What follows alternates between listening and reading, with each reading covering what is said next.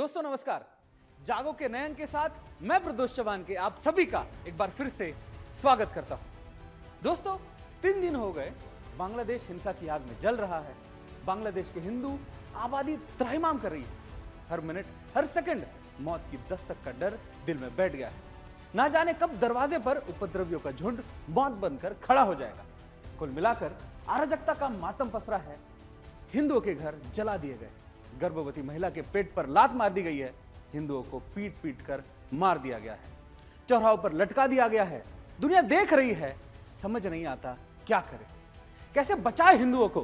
दुर्भाग्य देखिए कि इस दुख की घड़ी में जब सब यही कामना कर रहे हैं कि किसी तरह शांति बहाल हो, बांग्लादेश फिर से अपने पैरों पर खड़ा हो, अराजकता बंद हो, तो इधर भारत में राष्ट्र नीति के ऊपर राजनीतिक को महत्व देने वाले नेता बांग्लादेश की आग की लपटों में भारत को भी झोंकने पर षड्यंत्र रच रहे हैं। यह खतरनाक सोच कामयाब हो इससे पहले जागना होगा।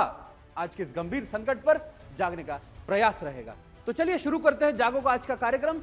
बांग्लादेश और भारत की व्यवस्था में बड़ा अंतर है। यह भीड़ तंत्र नहीं है, लोकतंत्र। दुनिया जानती है, लेकिन इन नेताओं की आंखों पर तो सिर्फ सत्ता का चश्मा चढ़ा हुआ। इस बार कह रहे हैं कि आज बांग्लादेश तो कल भारत तो नहीं। इसके पीछे यही सोच खड़ी जो भारत में बांग्लादेश दोहराने का षड्यंत्र रच रही है। तुष्टीकरण में सनी सियासत का यह घिनौना चेहरा आत्मघाती है। बेबुनियाद तर्कों की जमीन पर भ्रम का जाल फैलाने वाले नेता क्या चाहते हैं?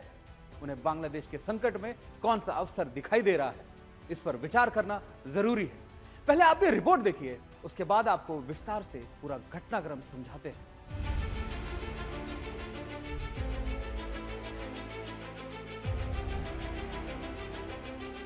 बांग्लादेश में शेख हसीना के तख्ता पलट के 3 दिन हो चुके हैं। वहां अब भी हिंदुओं को चुन चुनकर निशाना बनाया जा रहा है। बांग्लादेश के कई शहरों में हिंदुओं के घरों में तोड़फोड़ की गई, हिंदू मंदिरों को निशाना बनाया गया, उनकी दुकानों में लूटपाट हुई। बांग्लादेश में एक हिंदू काउंसलर की हत्या हो चुकी है। इन सब के बीच भारत में सियासत गरमाने लगी है। पूर्व विदेश मंत्री और कांग्रेस नेता सलमान खुर्शीद ने बांग्लादेश में हो रही हिंसा को लेकर एक विवादित बयान दे दिया है। खुर्शीद शिक्षाविद मुजिबुर रहमान की किताब Shikwa-e Hind the political future of Indian Muslims की लॉन्चिंग के मौके पर पहुंचे थे, जहां उन्होंने ये बयान दिया। खुर्शीद ने कहा कि बांग्लादेश में जिस तरह की घटनाएं घटित हो रही हैं, वैसी भारत में भी हो सकती है। अब बात निकली तो दूर तलक गई।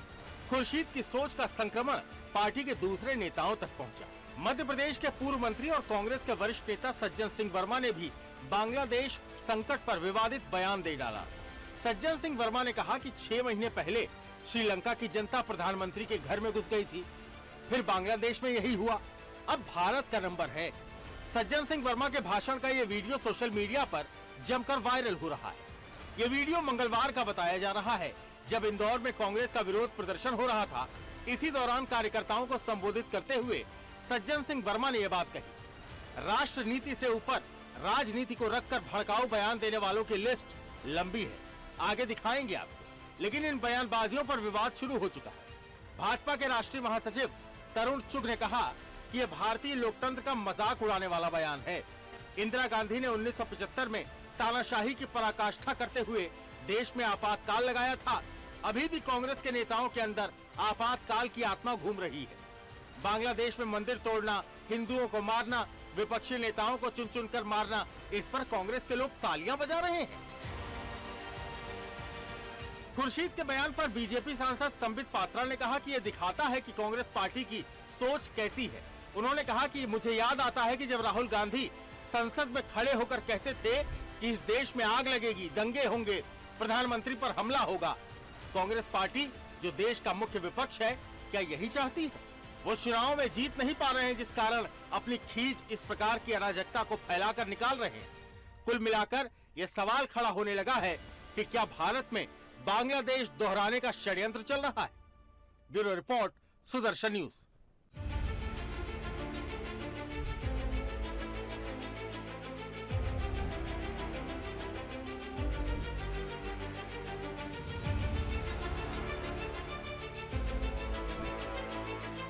अब देखिए, सलमान खुर्शीद एक खांटी कांग्रेस नेता है। जब जब जरूरत पड़ती है तो मोर्चा भी संभाल लेते हैं। 2024 के चुनाव में मिली निराशा पर झींझ अब भी है। मौका चाहिए था। बांग्लादेश में तनाव कंट्रोल से बाहर है। पूर्व पीएम शेख हसीना भारत में है। बांग्लादेश मदद की आस में लगे बैठा है, लेकिन खुर्शीद के दिमाग में अलग ही पिक्चर चल रही है। चलिए दिखाते हैं क्या कह रहे हैं सलमान खुर्शीद। कश्मीर में सब कुछ सामान्य लग सकता है, यहाँ सब कुछ सामान्य लग सकता है। हम जीत का जश्न मना रहे हैं। हालांकि निश्चित रूप से कुछ लोगों का मानना है कि वह जीत या 2024 की सफलता शायद मामूली थी। शायद अभी भी बहुत कुछ किया जाना बाकी है। बांग्लादेश में जो हो रहा है वह यहाँ भी हो सकता है। हमारे देश में इसका प्रसार चीज़ों को उस तरह फैलने से रोकता है जिस तरह से यह बांग्लादेश में फैला है। सलमान खुर्शीद कांग्रेस सरकार में विदेश मंत्री रहे। अफसोस वो इतने बड़े पद पर रहने के बावजूद भारत की स्थिति को समझ नहीं पाए। सलमान खुर्शीद ने बयान दिया तो बाकी कांग्रेस कहाँ चुप रहने वाली थी। कांग्रेस के पूर्व मंत्री नाम है सज्जन सिंह। ये तो खुर्शीद से भी 2 कदम आगे निकले। नाम सज्जन, लेकिन बयान देखिए और खुद तय कीजिए। शेख हसीना की गलत नीतियों की वजह से, बांग्लादेश की सरकार की गलत नीतियों की वजह से कल प्रधानमंत्री आवास में घुस गई, राष्ट्रपति भवन में घुस गई। याद रखना नरेंद्र मोदी जी, एक दिन ये जनता जितने सड़क पे हिलोरे ले रही है, एक दिन तुम्हारी गलत नीतियों से तुम्हारे प्रधानमंत्री निवास में घुस जाएगी, कब्जा कर लेगी। अभी श्रीलंका में हुआ, पहले श्रीलंका में जनता प्रधानमंत्री के घर में घुसी, अब बांग्लादेश में घुसी। अब भारत का नंबर है, तो साथियों मैं अनुरोध करता हूं। ऐसे नेताओं की लिस्ट लंबी है, जहर गहरा है। देश के लोगों के मन में भ्रम पैदा करने का दुष्प्रचार, ये खोखली बयानबाजियां। भीम आर्मी चीफ चंद्रशेखर राव ने कहा कि सरकार की गलतियां नीति और लोगों में गुस्सा बढ़ा रही।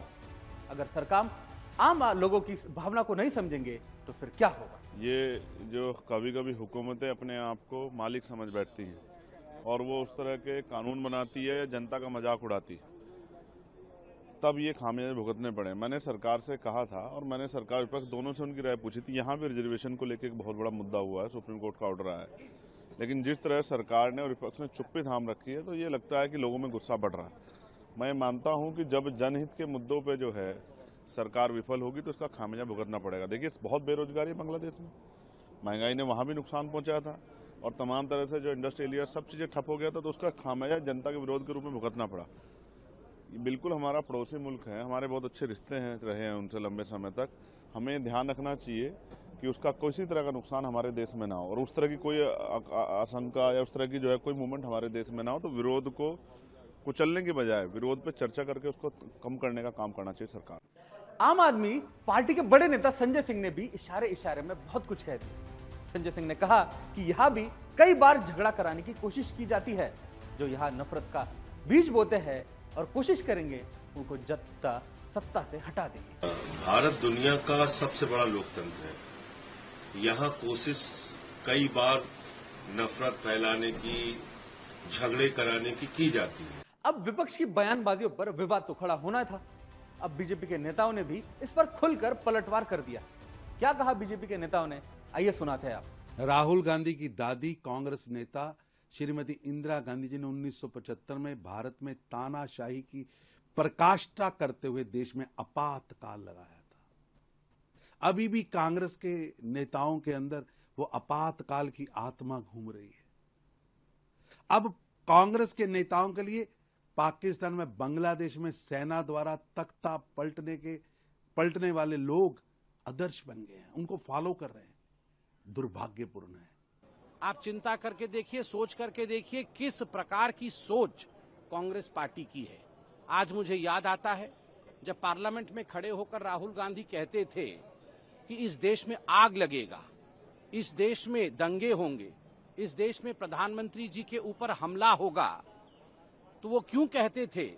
और जब विदेश यात्रा में राहुल गांधी जाते थे और कई लोगों से चोरी चुपके विदेश में जाकर मिलते थे और भारत के खिलाफ वहां कह के आते थे, तो आज मालूम पड़ रहा है आखिरकार मंशा क्या थी।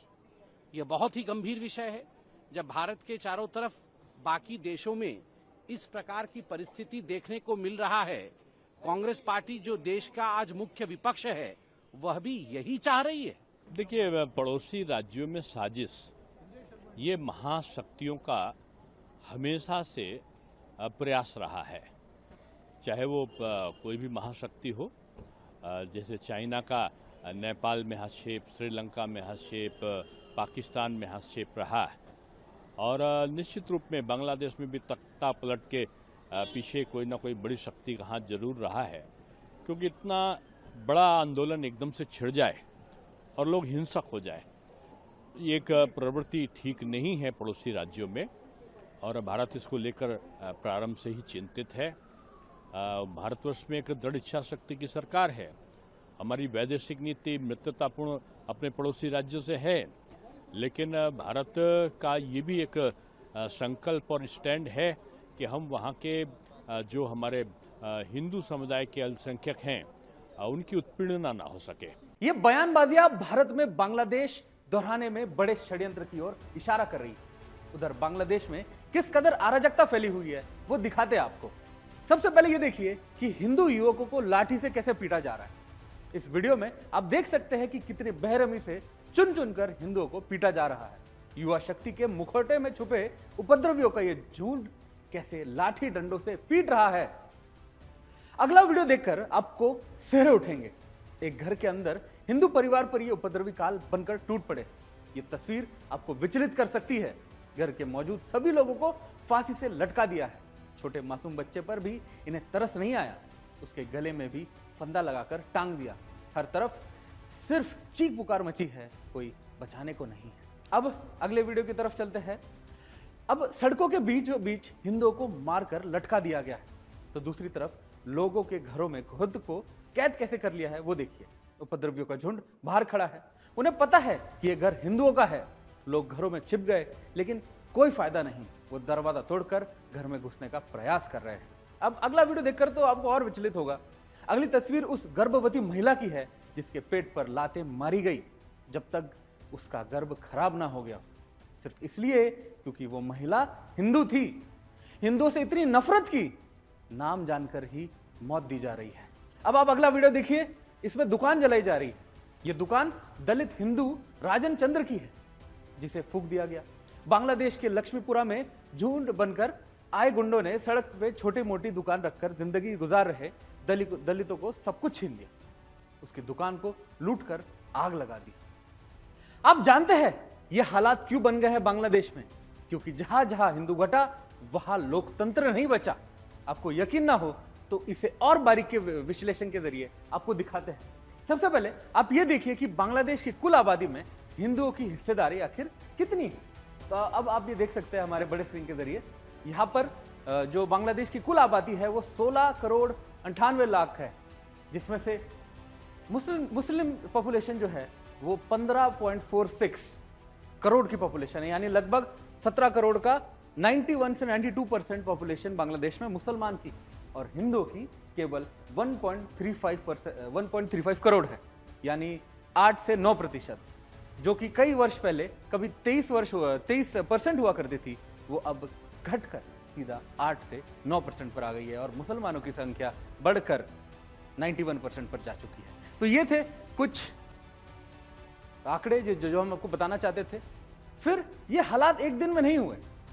1951 से लेकर आज तक बांग्लादेश में कैसे हिंदू आबादी घटती चली गई और मुस्लिम आबादी कैसे बढ़ती चली गई, इन आंकड़ों के जरिए आप समझिए। अब फिर से चलते बड़े स्क्रीन की तरफ। अब आप देखिए 1951 में ये पूरा चार्ट है, आप समझ लीजिए। 1951 में मुसलमानों की संख्या परसेंटेज पॉपुलेशन में 79% थी और हिंदुओं की 22 से 23% थी।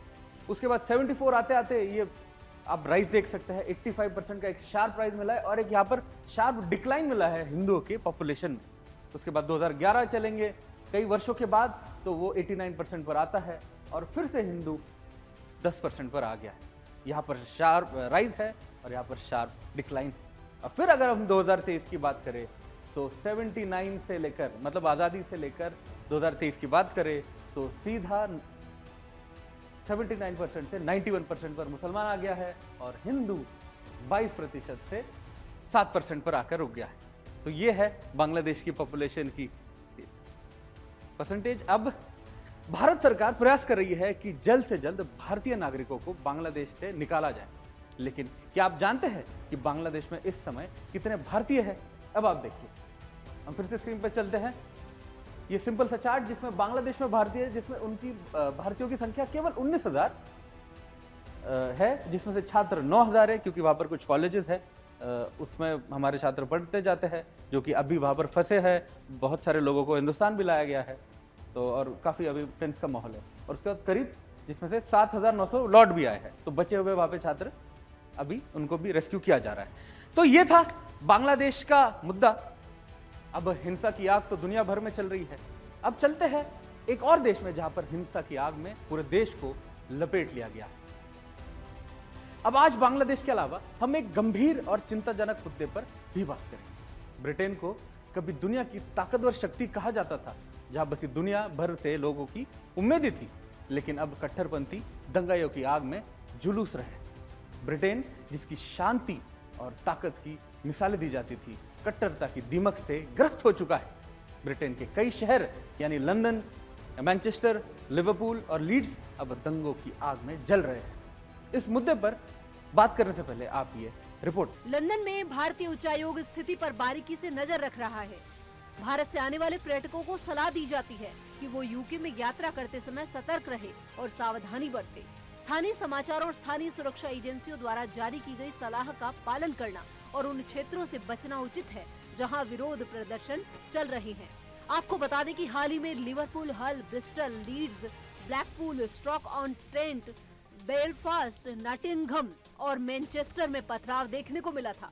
होटल की खिड़कियां तोड़ दी गई थी, जहां देश में शरण चाहने वाले ठहरे हुए थे। साथ ही दुकानों पर हमला किया गया और आग लगा दी गई।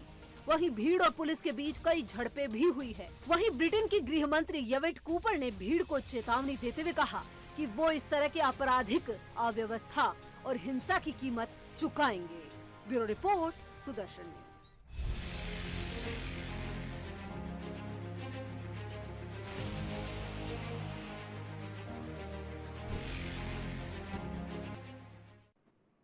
दुनिया के एक और कोने में बांग्लादेश में कट्टरपंथी हिंसा का सिलसिला जारी है। बांग्लादेश और ब्रिटेन दोनों देशों में हजारों किलोमीटर की दूरी के बावजूद दंगों की वजह से आज दंगों की सिटी बन चुकी है, दंगा सिटी बन चुकी है। राजधानी लंदन में से लेकर टेक्सटाइल कैपिटल मैनचेस्टर और फुटबॉल के लिए प्रसिद्ध लिवरपूल तक हर जगह दंगाई पुलिस पर बम गोले बरसा रही है और सुरक्षा बलों को अपने कदम पीछे खींचने को मजबूर कर रही है। कैसा है ये वामपंथी? राह चलते लोगों को पीट रहे हैं, होटलों पर तो कभी घरों के बाहर, तो दुनिया में सबसे बड़े इलाके पर हुकूमत की, आज वह खुद कट्टरपंथियों के हाथों परेशान और घबराया हुआ है। कार्डिफ में दंगाइयों ने सड़क पर खड़ी गाड़ियों को आग के हवाले दे दिया है। महंगी महंगी कारें धधक रही है और जो लोग अपनी गाड़ियों को बचाने की कोशिश कर रहे हैं, उनकी कारों पर भीड़ चढ़ जाती है और उन्हें नुकसान पहुंचाती है। ब्रिटेन की सरकार अक्सर भारत और अन्य देशों को सांप्रदायिक मामलों पर ज्ञान देती है, लेकिन आज वही ब्रिटेन खुद सांप्रदायिक दंगों का सामना कर रहा है। ब्रिटेन के मूल निवासी अब कट्टरपंथियों से इतना परेशान हो चुके हैं कि वो सड़कों पर उतर आए हैं और इस्लाम विरोधी रैलियां निकाल रहे हैं, जिसमें इस्लाम विरोधी नारे भी लग रहे हैं। ब्रिटेन की सड़कों पर एक तरफ जहां अल्लाहू अकबर के नारेबाजी हो रही है, दूसरी तरफ से गो बैक पाकि के नारे बुलंद भी हो रहे हैं। ब्रिटेन में दंगों की शुरुआत कैसे हुई? चलिए अब आपको एक डिटेल एनालिसिस यानी ग्राफिक्स के जरिए आपको इस बड़े स्क्रीन पर दिखाने की कोशिश करते हैं। सबसे पहले ब्रिटेन में हिंसा की पूरी कहानी हम आपको अब स्क्रीन के जरिए दिखाएंगे, जो कि साउथपोर्ट से लेकर शरणार्थी होटल तक की है। अब सबसे पहले वो लोग कौन है? ब्रिटेन के विभिन्न शहरों में हिंसा के मुख्य आरोपी दक्षिणपंथी गुंडे हैं, ये जो लोग इसको पूरा कर रहे हैं, अंजाम दे रहे हैं इस घटना को। उसके बाद प्रमुख आरोपी एक 17 वर्षीय एक मामूली सा व्यक्ति है।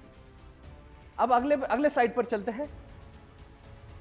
ये आखिर मामला क्या है? तो हिंसा के दौरान चाकूबाजी की घटना हुई, फिर होटल पर हमले हुए, फिर दुकानों को आग लगाया गया और पुलिस व दमकल जो कर्मी हैं उन पर भी हमले शामिल है।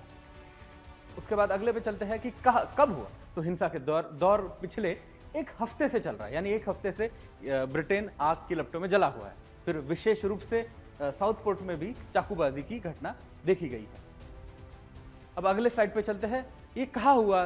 तो कौन से मुख्य शहर है? तो हिंसा ब्रिटेन के कई शहरों जैसे Liverpool, Hull, Bristol, Leeds, Blackpool और स्टोक एंड ट्रेंट में, बेलफास्ट, नॉटिंगम और मैनचेस्टर जैसे बड़े बड़े शहरों में ये घटनाओं को अंजाम दिया है और हम इसके विजुअल्स भी आप सोशल मीडिया पर और चैनल के माध्यम से देख रहे होंगे। अब ये हिंसा क्यों हुई? तो हिंसा का कारण बताया जा रहा है कि हिंसा का कारण शरणार्थियों के प्रति दक्षिणपंथी समूह की नफरत और विरोध का है, विशेष रूप से एक होटल पर हमले की संदर्भ में है। तो ये एक छोटा सा मुद्दा, एक चिंगारी बड़ी आग को लगाती है, वैसा ये मामला है। फिर अब ये कैसे हुआ? तो हिंसा के दौरान दंगाई लोगों ने पत्थर फेंके, पटाखे जलाए, होटल की खिड़कियां तोड़ी, दुकानों को आग लगाई और पुलिस अधिकारियों पर हमला किया। अब अगले साइड पे चलते हैं।